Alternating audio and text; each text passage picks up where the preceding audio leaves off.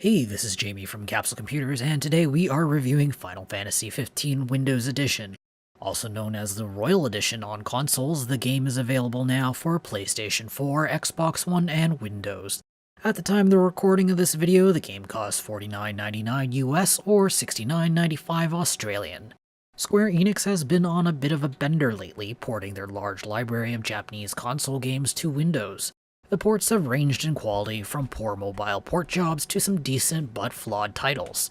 By porting Final Fantasy XV only a year and a half since it hit consoles, Square Enix is looking to finally deliver on a high-quality PC port to satisfy PC gamers. Final Fantasy XV's world is rich, but its story is very slow to develop. It takes a few hours before the plot unfolds enough to even get a good idea of what is going on.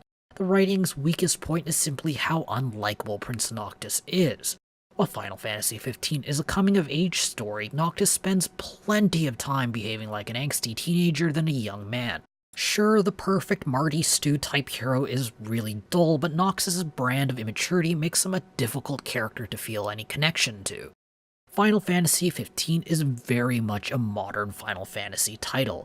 The combat is somewhere between a Japanese hack and slash and an action RPG with some elements of the classic active time battle system.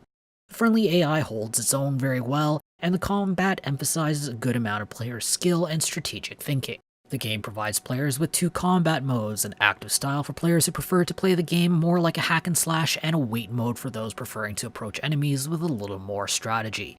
The large variety of weapons and magical abilities give players a lot of room to find their niche, although a true hardcore spellcaster will be a little disappointed. Character progression uses a variant of the sphere system first introduced in Final Fantasy X. 15's Ascension system focuses more on active effects, which makes new skill purchases feel more powerful than the old plus 50 attack bonus. The overworld delivers all the features gamers can expect from an open-world RPG. There are a diverse set of side quests and activities to keep players busy between story missions. The map itself is large enough to have a grand feeling, but enough natural barriers to keep things from feeling like an endless sprawl. Probably Final Fantasy XV's weakest link is the unending car trips in the early game that are needed to initially unlock fast travel points. Players can opt to control the car themselves or have Ignis drive for them. At least when someone else drives, the player can spend part of the trip selling off unneeded goods. Purchasing Ascension skills or managing the inventory will pause the game, forcing players to sit and enjoy the scenery during the drive. Taking control of the car in the early game is even worse as a car runs on a preset track, much like a slot car or a train. However, once the off-road modification is unlocked, things become a lot more mentally stimulating as players have some freedom to roam around. The port quality is very good and probably one of the better jobs Square Enix has done for a Japanese title in the past several years. Square Enix has partnered with Nvidia to integrate some of Nvidia's fancier proprietary technology, and it looks like Square Enix walked away from the partnership with a good idea of what PC gamers expect from a high-quality port. While the PC requirements are blisteringly high, there is a benchmark tool and a demo for players to try out before they buy the game. The existence of a demo is incredibly surprising, as demos from major publishers have become increasingly rare in the past decade. The configuration options are generous and the mouse and keyboard implementation is superb. However, it's not a perfect experience. There are issues when a controller and a mouse and keyboard are plugged in all at once, and there are some general issues that result in longer than expected load times and some hitching.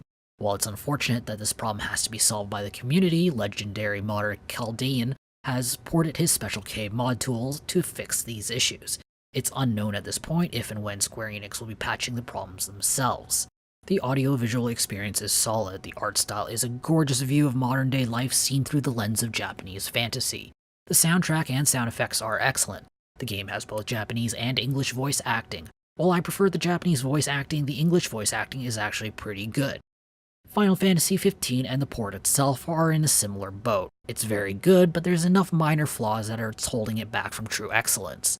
At least the port issues seem to have a more straightforward fix that can be patched by Square Enix in the near future or by just using the Special K mod. Final Fantasy XV's issues with the dull early car rides, the slow story, and the unlikable main character is a little bit harder to rectify. I'm awarding Final Fantasy XV Windows Edition 8.5 capsules out of 10.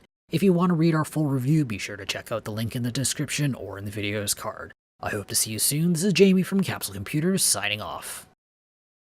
Hey YouTube, if you enjoyed this video, be sure to like it and subscribe to Capsule Computers for more awesome videos. If you're looking for more videos to watch, check out our review of Sword Art Online Fatal Bullet here on the right. And if you're looking for a more old school Square Enix RPG to play, check out our review of Lost Sphere here on the left.